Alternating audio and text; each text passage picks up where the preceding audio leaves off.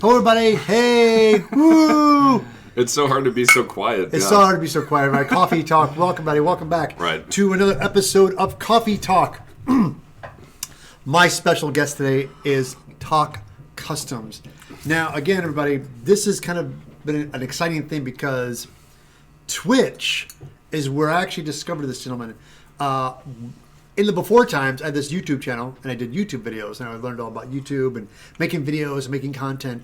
And all of a sudden, this thing blew up, and it was Twitch. Twitch Creative. Twitch Creative in the beginning. Twitch Creative and Bill Dren of Hoku Props say, "Oh, Ted, you got to get on Twitch." I'm like, dude, I got Twitter, I got Instagram, I got Facebook, I got me.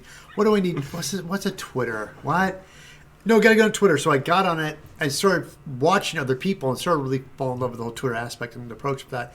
And in doing that, I would get up in the mornings and start streaming. And I would, before I'd stream, I'd watch this gentleman. You are a ball of energy. You are so much fun to watch. And I was just like, and he's like, "Oh my God, Evil Ted.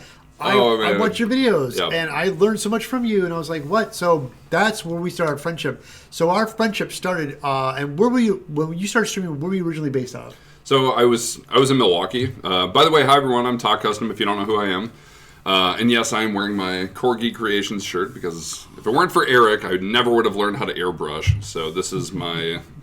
I'm excited about that. Anyway, I started streaming in Milwaukee. I'm a sewing streamer, or I started as a sewing streamer.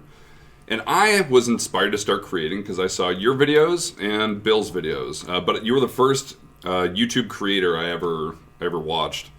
And I was like, I don't think I can do foam. So I started sewing. And he found me like a year after I started on Twitch. And I lost... Oh, yeah, I can't swear, right? No swearing. You can swear all you want. No, I'm not. Whatever. I lost my bananas when this guy showed up in my channel. And he used to wake up and drink coffee and watch me every day for like 2 years. And then I came to your warehouse or your workshop here a couple of years ago. And I've seen you at a bunch of cons and we've had dinner. And I'm in love with this man. Oh, thanks so much. It was so great. We got along splendidly. But in the Twitch community, it was so great. And so, like anybody who is a creator and a maker, I know I'm sure chat. Hey, go out really quickly, guys. How we do the Twitch show? How I do my coffee talk is I do the first half hour of the show. I'm gonna talk to this gentleman, ask him questions, and the second half of the show, I'll be taking questions from chat. So, guys, no worries. I'm not ignoring you. We'll be there shortly. And then we'll talk to you guys about your questions and what you guys want to talk about. Exactly. But for you, sir, now. Where are you originally from? I'm originally from Milwaukee. Now, as a young man, what were your dreams and ambitions? What did you want to do when you were young? Oh, that's funny. Or did you have any clue what you wanted to do at the time? Okay, full disclosure. I was an alcoholic from an early age. Wow. So that just all the years of that youth stuff just went. Yeah, I didn't really have any goals. I didn't have any real drive. I was always artistic. I thought I wanted to be an artist, and I went to art school. I went to college for art.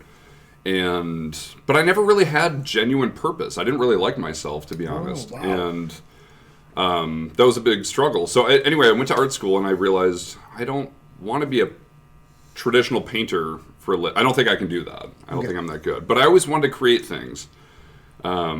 So... I guess that's kind of an answer to your question. Anyway, I got sober when I was 17. That's it. So when did it start for you? I was very young when I started drinking. I was very young when I got sober. So my recovery, I started playing music very early in my recovery as kind of personal therapy, something I could do to learn and grow with throughout the years. And I liked creating music. I liked recording and playing shows, and I was in a band and stuff like that. So explain some of your magical piano work on the stream. A little bit. I don't know about magical, but it's definitely fun. What was your instrument of choice? I started with I think it was the piano, and then I started playing drums, and I got into a band, and I liked creating something. And this is before I started like sewing and building props and stuff like that. But I liked being able to share something somewhat tangible with people, and I really like practicality with art, whether it's music or something you can wear, something you can use, something you can share with people that's not just something you pin up on the wall. I like making things people can use. So basically, it was really originally your first artistic reach out was music, got into music. Right. But then once you get that going, that is still working with your hands. You're playing pianos and things like that. Yeah. So then, music and I won't lie, I can't sew to save my life. It would be something I never tried to approach doing. But what gets you into started making what from that point on? Music, got sewed, got into music, got into bands, and then when you went from the making transition. It was okay. So actually, I found your YouTube channel. I went to my first con ever in Milwaukee. It was a small. What year? Give me a year. What? 2000. It was only 5 years ago. 2014. Okay. 15, something like that. I'd never made anything. My buddy was like, "Yo, there's an anime con in Milwaukee. It's one of those Comic-Con things." And I was like 30. Right. And I was like, "I want to go, but I want to make costumes. I want to like wear something. I don't want to just show up in jeans and a t-shirt." Right. So I went to Joann and I bought. I wanted to make something from Assassin's Creed for myself. Oh, that's right. And the first thing I made a pair of pajama pants, and then I made a full Ezio from Assassin's Creed Brotherhood. I had no idea what I was doing, but I bought the cheapest sewing machine I could, and I looked like an idiot at the fabric store. But all the sweet women behind the cutting counter held my hand and showed me what I needed. And right. I tried to buy I think I ordered 60 feet of fabric, and they were like, first of all, that's too much. Second of all, we don't measure in feet. Like, I was an idiot. I didn't know anything. Feet, and they do yards. Right. So I didn't know that, but I learned very quickly. But anyway, I had 2 months, and I made leather belt and an aluminum buckle and all the robes and the hood and all that stuff. And people knew who I was, and I had so much fun and such a positive reaction. Right, and that's the thing that I always tell people that once you go to a con and you get a taste of that, of just dressing up, and you engage with other people who get it and they like it as well, and then you start and they get who you are. Yeah, it's so much fun. Yeah, so that was your first taste. Yeah, I worked in mental health for 8 years.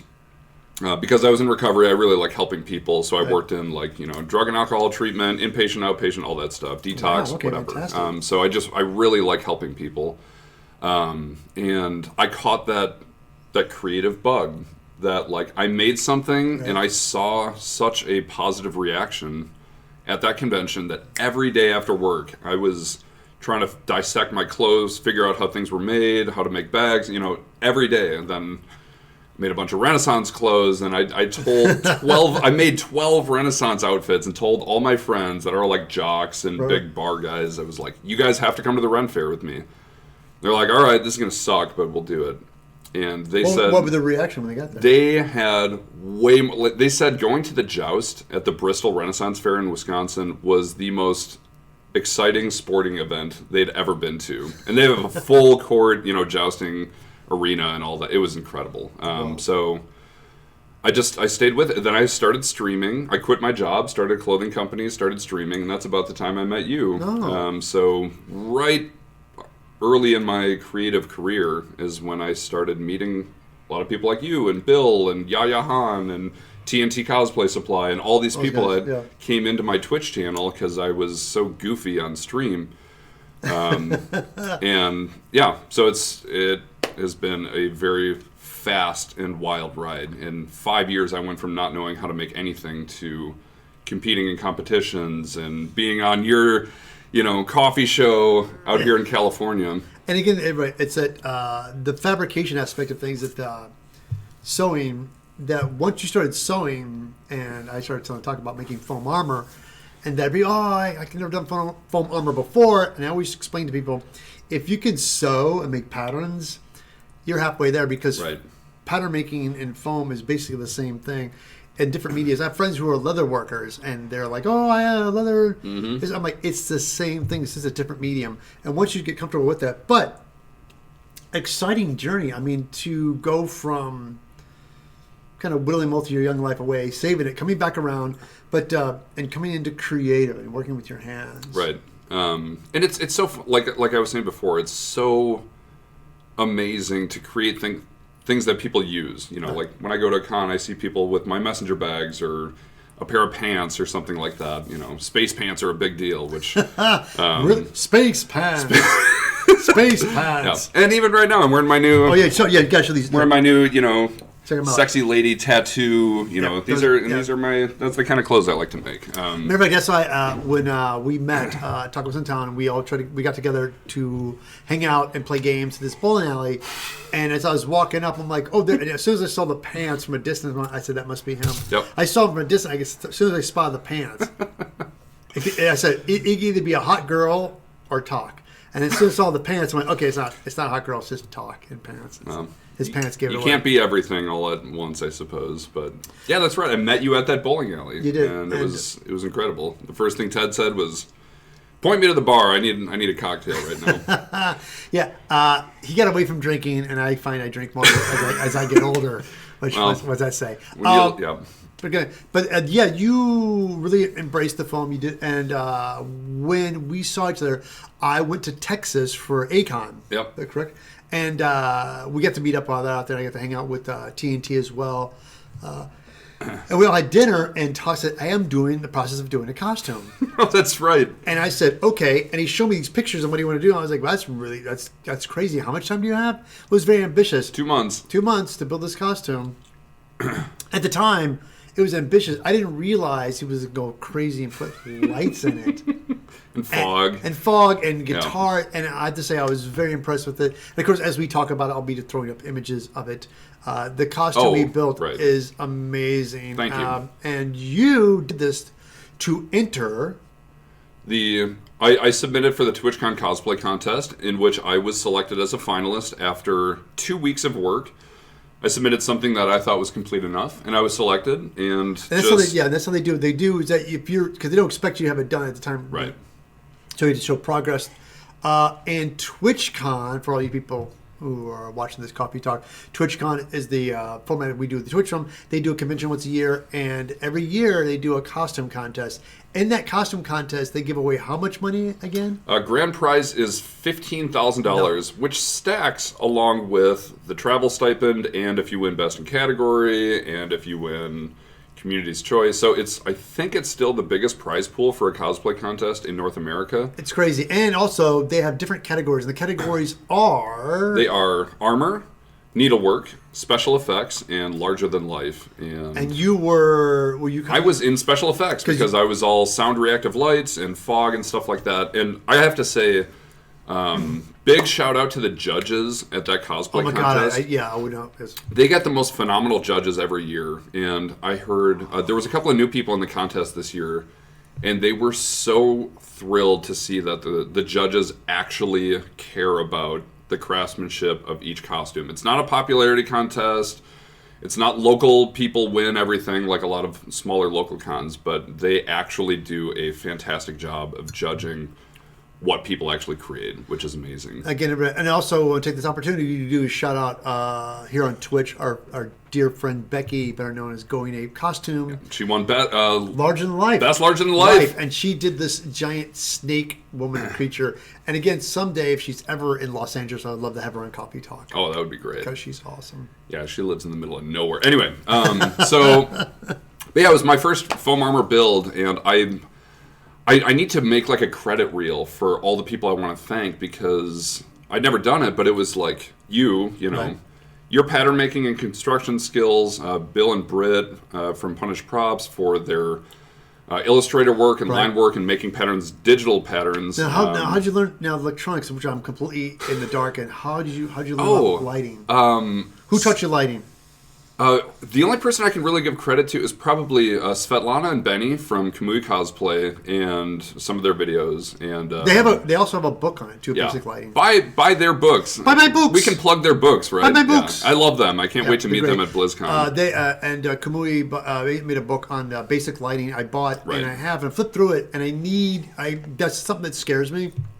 I like costumes, and I'm working on. I want to do a cyberpunk thing. I was working on. I keep starting bits and pieces about. I'm still kind of walking down the design of what I want to do. I want to do my own original design, but I know for a fact that I want to keep everything low profile, not so big, very close fitting, and I want to have lights. So I'm going to definitely look into that. But You've done that kind of stuff before, right? No, not with lighting. Okay. I will show you what I use, because I use pre-made brains, and then I just had to learn basic soldering and wiring and doing switches. Is there a company you buy these pre-made brain things from? I will show you after stream when I can look it up. You got to tell these people. I don't remember what it was called. Oh, snap. It was... How about this, guys? He will tell me afterwards. We'll have links. And he'll put it in the links, below there. So but it was super smart, and you can control it with your cell phone. And it does all the colors. Okay, that's crazy. And they're cheap. And you don't have to learn how to program a brain like an Arduino. Really? It's like $20 for 2 guys, meters. We're still getting this information. All pre-programmed. Below the videos. Click on I think it's like Dream... I don't know. I'll figure it out. But yeah, the folks from Kamui Cosplay and my friend Mr. McFeelme, Mr. McFeelme! You know Meester? Yeah, he taught me how to solder correctly, like a gentleman would. And then, of course, our friend Eric from Corgi Creations. Taught Eric! Me everything I know about airbrushing. Thank the heavens for that man. God, there's a lot of other people, but just sitting and having dinner with you in Dallas and planning things out was really helpful. Oh, excellent. I'm glad I was able to help. Yeah, but I worked alone, so I had to wrap my whole body in saran wrap and duct tape by myself and draw lines on myself in the mirror, and I didn't have anyone helping me cut stuff out, so I made it work, and it happened, and it was good. Yeah, and that is the biggest thing, pattern making, is pattern off your own body really does help a lot. And people get so intimidated, but I worked the whole duct tape and pattern idea I embraced from this guy named Kent Hall. And I may have told the story before, but there's a movie called Independence Day, the Independence Day movie. I've heard of it. Yeah, big film. He was commissioned to do a job, and they wanted an alien in the lobby, one of the aliens from the movie, in the lobby for it was already been out for a couple of years, and they were doing another showing of it, and they wanted to have some fun with this and have a creature in the lobby. So Ken Hall foam fabricated one, and I saw it. It was amazing. It was like a full size fabricated alien from Independence Day. I was like, dude, that's amazing. You nailed it. He goes, oh yeah, I bought the action figure and made patterns off of it. Wow. So he bought the figure, and just scaled it up. Patterned it, put an overhead projector, scaled up, boom, boom, boom. Man. But when he works it up with foam, he knew where to tweak and alter. Right. But he foam fabricated this alien, and when you see it, I was like, that's amazing. So Some of that blew my mind. Yeah, some of the simple tricks people do that create amazing results. And it made me realize from that point to make one of the other finalists, Shino Art. She did a similar build to mine. It was the same Zenogre thing, but she had an action figure and just scaled it up and made this unbelievable, absolutely wildly detailed costume that just blew me away. Action figures and toys in the sense of if there's a product. Because what helps is you can look at a computer model or something like that, but when you get something three-dimensional in front of you, it really helps you grab. Yeah. And ambitious to make a pattern that small is kind of a pain, but you can, if you have something just to physically look at, it really does help. And like you were saying before, sewing, leatherworking, foam work is all so similar. It's all tied together. So if you guys work in any one of those avenues, you can definitely foam fabricate. You can do the other two, no problem, just based on the very basic principles of pattern making and turning two-dimensional shapes into three-dimensional objects. And that's that's what got me into doing the YouTube channel, is that once I was able to learn that, the idea that I remember the first time I made something that was flat and now it was a three-dimensional object. It was so exciting, and I wanted to pass that knowledge on to you guys. Yeah, like this guy. There. Again, everybody, this is my foam helmet pattern. This is basically the basic helmet with the face guard mounted to it. And again... Oh, this was the same pattern I used with the face mount for my helmet in the contest. And I just built lots and lots of layers and horns and lights and stuff to make this look very fancy. Right, and it's just a good basis. If you guys are starting off, you're a little intimidating in the beginning, buy his patterns. Get one of those basic patterns and you can build on What are they, like $2 on your website? No, I think they've gone up a little bit. So. All right, $5. Inflation. Yeah, support this guy. Support this guy. He deserves it. When you go to my store, if you guys are just intimidated and you want to start out, I do have free patterns in my store as well to get you started. And videos, and I loved your Tools of the Trade videos back in the day. Thank you. It's funny. I did a Tools of Trade 0.1, and then now Tools of Trade 2.0. Right. And I've already realized that I'm going to have to do Tools of Trade 2.3 1.3. Isn't it how you do it in the tech world? Just do 3.0. That's it, 3.0. 2.0, 3.0. Right. Yeah, I'm techie. This is the part of the show, everybody, where you guys are going to be able to ask Tock questions. It's so funny. Everyone in chat are like our mutual friends. Yeah. We all, But there's some people here who want to hang out and stuff. So guys, if you want to chat, all you have to do is do @EvilTed. If you're going to have a question for us, put @EvilTed so it highlights in red so we can spot it. So we it's a question directed to us. Because chat, some gets bombarded, everybody writes things, so everybody has a tendency to talk to themselves in the live chat because you guys are crazy. So please do @EvilTed so we know it's directed to us. How did you learn Morku? Morku says, Tock, Ted, how did you learn to do epic dancing skills? Must know your... You just let the music flow through your body and express yourself as a free... I take it you dance on your show? You know I dance on my show. You've seen me dance before. I don't dance as much. I'm getting old, you guys. I'm not 29 anymore. You know, I'm... We have another question. This is from the Feathered Phoenix. It says, Tock, Becky wants you to do a Wonder Woman cosplay. I made a Wonder Woman tiara for work out of Warblow and foam. That was pretty fun. But I know what you're saying. You want, like, you know, full man, hairy chest bursting out of like a corset thing. Becky. Okay. Really quickly, Magic Market Studios, have you worked with XPS foam? Pink installation foam from what the best sellers for that material.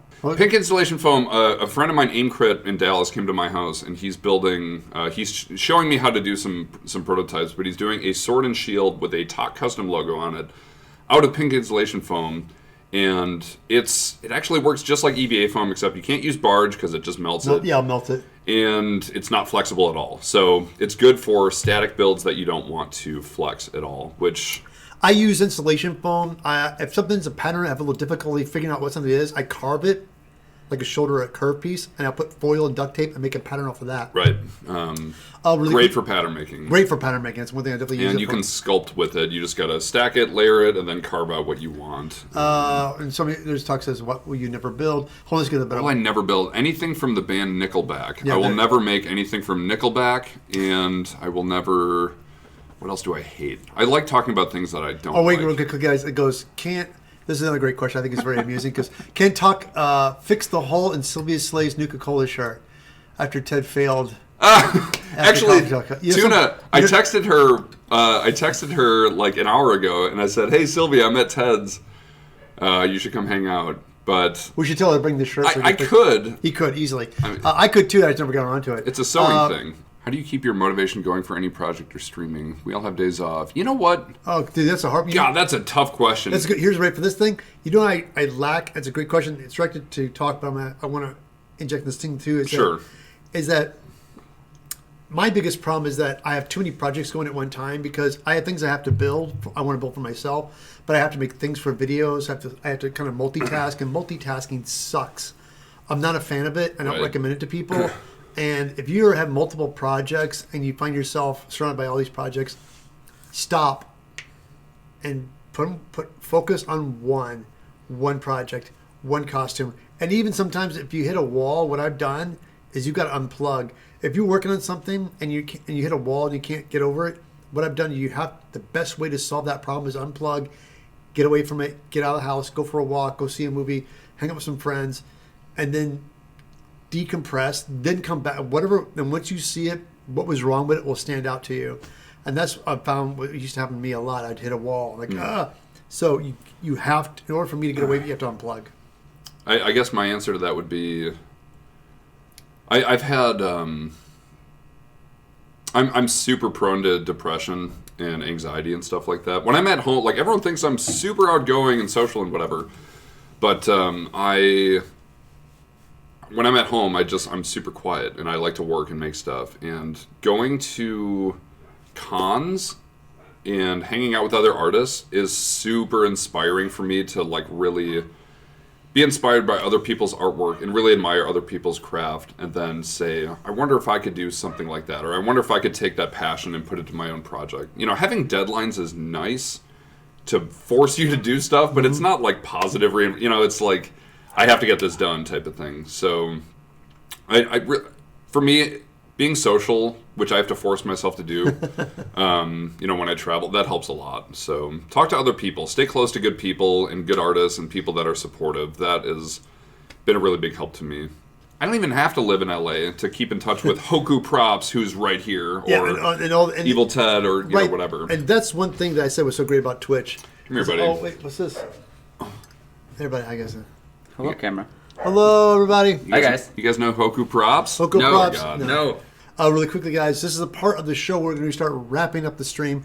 Again, everybody, this is my dear friend Tock Customs, and he does on Twitch. Please tell them where they can find you, give you your show times, all that stuff. I'm Tock Custom on Twitch, YouTube. I have a partnered YouTube channel now. Instagram, Twitter, TockCustom.com is my website. Pretty much just Tock Custom. It's fantastic. We'll have all the links below the video. Yeah. And the live streams, when do you usually stream live? I don't know. I don't really have a schedule anymore. Yeah. So I have mine, but mine even goes every other week because I'm trying to adjust my schedule with the work. Yeah, I can't even say like I'm in California for 3 weeks, so I can't even stream, but I can take selfies and put them on Twitter, and you guys can cheer and be jealous that I'm hanging out with all these big deal cosplayers, which is hilarious. It is, yeah. We're all just fellow makers. Exactly. All right, guys. I want to say, everybody, thank you so much for coming and hanging out here on Coffee Talk. Thank you for having me on. Thank you so much for stopping by. It is quite an honor. I continue to admire you, and I am always impressed that you are determined to help people with everything that you do. Yeah, so guys, keep doing what you're doing. You all have it in you. Thank you so much, guys. Catch you back next time right here on Coffee Talk. Bye. Bye-bye, folks. Ooh. All right.